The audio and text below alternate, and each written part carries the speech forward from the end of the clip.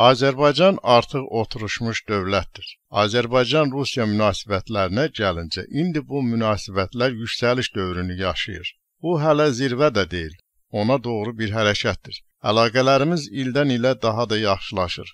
Azərbaycan Prezidenti İlham Əliyev Avropa Birliyinin şərq tərəfdaşlığı proqramından imtina etməklə çox güclü və mühüm bir jest etdi. Mən onun Rusiya ilə yaxınlaşması yönündə aktiv səylərini görürəm. Səslənən fikirlər Kremlin ideoloqlarından sayılan Aleksandr Duginə məxsusdur. Artıq iki tərəfli əlaqələrdə yeni səhifə açmaq zamanıdır və Kremlin Dağlıq Qarabağın nizamlanmasında o sıradan heç olmasa Azərbaycanın 7 rayonundan 5-nin qaytarılmasında rolu həlledici mövzu olacaq. Aleksandr Dugin vurğulayıb ki, biz praktik olaraq buna yaxınlaşmışıq. Buna müvafiq şəkildə də transmilli ittifaqlar üçün əməkdaşlıq yolunda bütün əngəl və maneələr məhv ediləcək. Bu, Avrasiya İttifaqı şəklində də ola bilər, başqa təşəbbüslər formasında da. Dugin daha sonra belə bir məqamı da önə çəkib ki, Dağlıq Qarabağın Azərbaycana məxsus olduğunu başa düşmək çox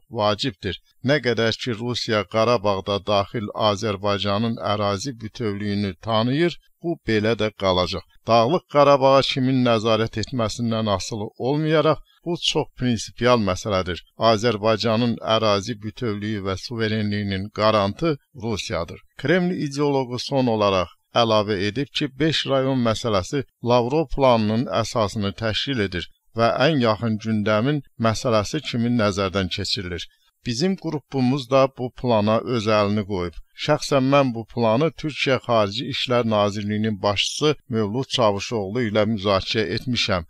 Bu məsələ təkcə Qarabağla da bağlı deyil. Bu məsələ bugün Rusiya, Azərbaycan, Ermənistan diplomatiyasında Türkiyə və İranla tam anlaşma layihəsi kimi durur. Bütün regional oyuncular bununla razıdır, təkcə Qərbdən başqa.